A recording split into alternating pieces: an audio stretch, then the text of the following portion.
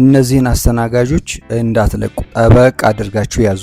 እነኛን ግን ቶሎ ብላችሁ በጸባይ ሸኙ። ሰላም ጤና ይስጥልኝ፣ እንዴት ናችሁ? ይህ ዝግጅት በሰርቪስ ቢዝነስ ላይ ለተሰማራችሁ ወይም ለመሰማራት ላሰባችሁ በጣም ይመለከታችኋል። በሆቴሎች፣ በሬስቶራንቶች፣ በካፌዎች፣ በጁስ ቤቶች እና መሰል የአገልግሎት ተቋማት ውስጥ ደንበኞች የምግብና የመጠጥ አገልግሎት ያገኛሉ። የእነዚህ ተቋማት የደንበኞች እርካታ በቀጥታ የሚወስኑት ቀዳሚ ተዋናዮች አስተናጋጆች መሆናቸው ይታወቃል። ጥራት ያለው ምግብና መጠጥ ማቅረብ አስፈላጊ ቢሆንም ያንን አገልግሎት በሙያዊ ስነ ምግባር፣ በፈገግታ፣ በተግባቦት፣ በአክብሮትና በቅልጥፍና የሚያቀርብ ብቁ አስተናጋጅ ከሌለ ቢዝነሱ አደጋ ውስጥ ይወድቃል።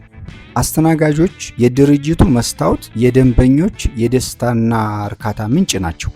አስተናጋጆች ሊኖራቸው ስለሚገባው ሙያዊ ስነ ምግባር፣ ተገቢ አለባበስና ሌሎች ተዛማጅ ጉዳዮች ከመመልከታችን በፊት እነዚህን አስተናጋጆች በመመልከት የምታዩትን ጉድለት ለዩ።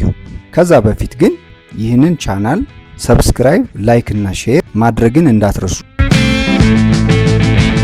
መልካም። ለመሆኑ የዚች አስተናጋጅ ስህተት ምንድን ነው? እጅን በኪስ ውስጥ ማስገባት በሙያዊ አስተናጋጅነት ውስጥ ተገቢ አይደለም። ይህ ባህሪ ለደንበኞች አክብሮትና ትኩረት እንደሌለ የሚያሳይ እንደሆነ ሊሰማቸው ይችላል። አሁን ደግሞ ይህችን አስተናጋጅ ተመልከቱ። ለመሆኑ ስህተቷ ምንድን ነው? በሌላ መንገድ እንደዚህ አይነት አስተናጋጅ ቢገጥማችሁ ምን ይሰማችኋል? ሞባይል ላይ በመጠመድ ደንበኞችን መርሳት አንዱ ችግር ነው። በተለይ ደግሞ አሁን ያለው ከፍተኛው ችግር ይሄ ይመስለኛል። ወደ ሶስተኛው ጥያቄ ልሂድ። አሁን ደግሞ እስኪ የዚችን አስተናጋጅ ስህተት ምን እንደሆነ ተናገሩ።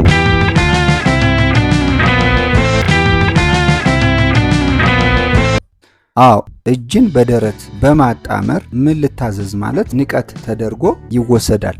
እናም የዚች አስተናጋጅ ችግር እጇን ማጣመሯ ነው። አሁን ደግሞ ወደ መጨረሻው ጥያቄ ልውሰዳችሁ። ለመሆኑ የዚች አስተናጋጅ ስህተት ምንድን ነው? ወይም ደግሞ እንደዚህ አይነት አስተናጋጅ ቢገጥማችሁ ምን ይሰማችኋል?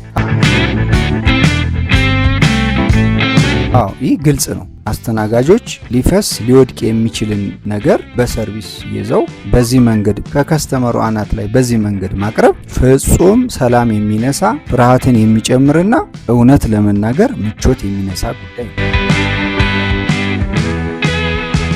አሁን ደግሞ በዚህ ዝግጅት አስተናጋጆች ሊያሟሏቸው የሚገቡ 6ቱን ዋና ዋና መስፈርቶችና በፍጹም ሊያደርጓቸው የማይገቡ ስህተቶችን አንድ ባንድ ልንገራችሁ። አንደኛ፣ አካላዊ ሁኔታና የእድሜ ምርጫ።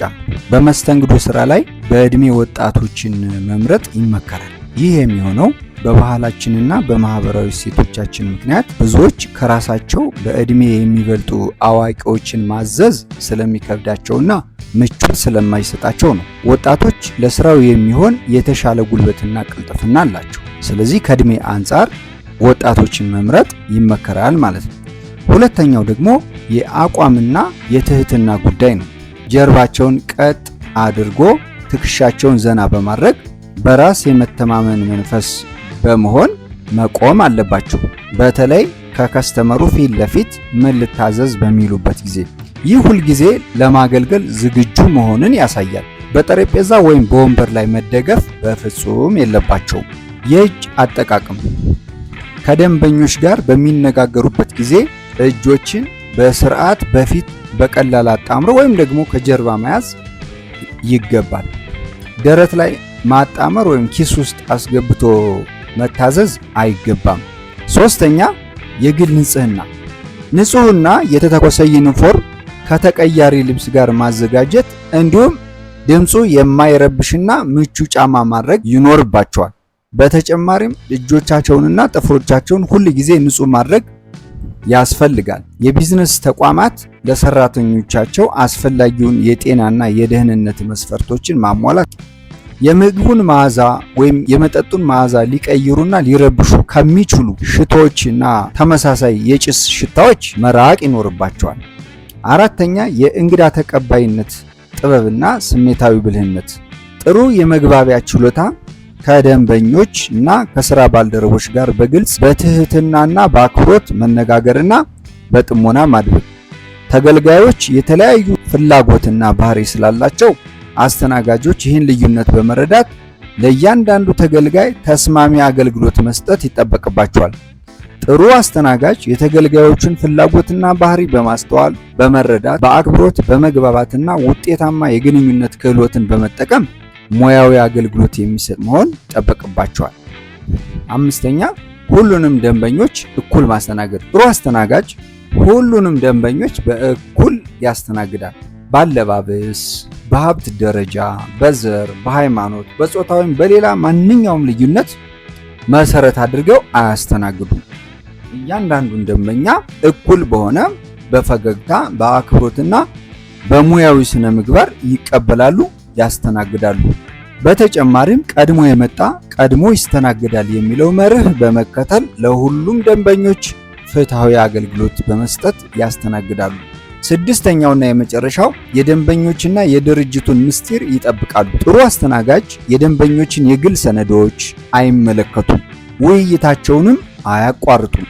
በተጨማሪም ደንበኞች የረሱትን ንብረት በታማኝነት በመያዝ በመመዝገብ ለስራ አስኪያጁ ወይም ለባለቤቱ በትክክል በማስረከብ ከፍተኛ የሙያ ስነ ምግባርና ታማኝነትን ያሳያሉ። እንግዲህ ከላይ የተጠቀሱት ከ1 እስከ 6 ያሉት አንድ ብቁ የሆነ አስተናጋጅ የሚጠበቅባቸው ዋና ዋና ሙያዊ ስነ ምግባሮች ናቸው ማለት ነው። አንድ ፕሮፌሽናል አስተናጋጅ ትዕዛዝ ሲወስድ ይህንን 6 ደረጃዎች መከተል አለበት። አንደኛ፣ በፈገግታ ወደ ጠረጴዛው ወደ ካስተመሩ ይቀርባል። ቀጥሎም ደንበኞችን በትህትና ሰላም ይላሉ። ሶስተኛ፣ በተገቢው የ1 ሜትር ርቀትና በጥሩ አቋም ይቆማሉ።